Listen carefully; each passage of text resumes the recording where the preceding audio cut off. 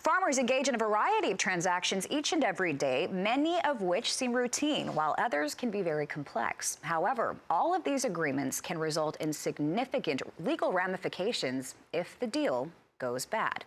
Roger McEowen with the Washburn University School of Law joins us now with some helpful insight in today's Rural Money segment. Thanks so much for joining us, Roger.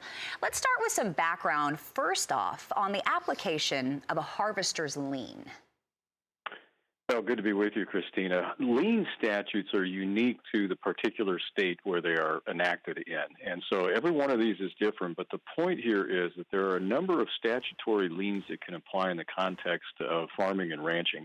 One of the most common ones, of course, would be a landlord's lien, and many have heard of that, but there's also something that's called a harvester's lien or a thresherman's lien, and that is when you render services in harvesting a crop for somebody else and you don't get paid, you have a lien on that payment, on that crop, until you get paid. That's what secures your debt to them, or their debt to you, rather.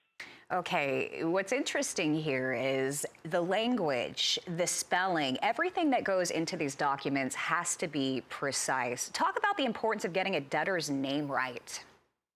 Yep, that's a second issue that farmers and ranchers sometimes comes into, and that arises in the context of financing agricultural purchases. What happened in a recent Kansas case was that a farmer went to an implement dealership, bought a combine and a header. He also bought a tractor. And, of course, the dealer that is financing the purchase wants to take a security interest in that. So what they do is they file what's known as a financing statement. They name the debtor, and they describe the collateral that they have an interest in. And the rule in Kansas, each state has its own rule, but the Kansas rule is that you have to match the debtor's name as it appears on the debtor's driver's license. That's the way it needs to appear on this financing statement that gets filed. What happened in this case was they had a misplaced space and period, and it violated the rule, and it cost them their security interest in over $1 million worth of equipment. Oh, gosh, it hurts to hear that example. Talk about what we need to keep in mind when it comes to all agreements here that can result in significant legal ramifications. How do we protect ourselves? What are the best things to keep in mind? Well, just to note that there are a couple of things there are many things in agriculture that can be what I would call landmines, but they are easy to avoid if you can recognize them and have competent legal counsel to advise you on them. The one with respect to the harvester's lien, the Iowa case, involved a relationship between a father and son.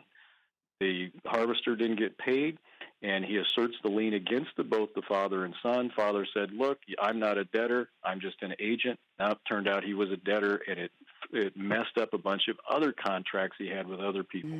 On the financing side of things, get that debtor name exactly correct so that it can be found when somebody does a public search of the records. Yep. Easy problems to avoid. Yeah. Terrible landmines if you create the problem for yourself. The missing period, oh my goodness, that apostrophe in the wrong place, that just really spells out how precise this has to be. The way I like to think about it, Roger, is I could cut my own hair. I could, but when I pay someone to do it, I know they're going to do it right. So thank you for the guidance that you give us each and every day. Roger McEowen with the Washburn University School of Law. Always appreciate hearing from you.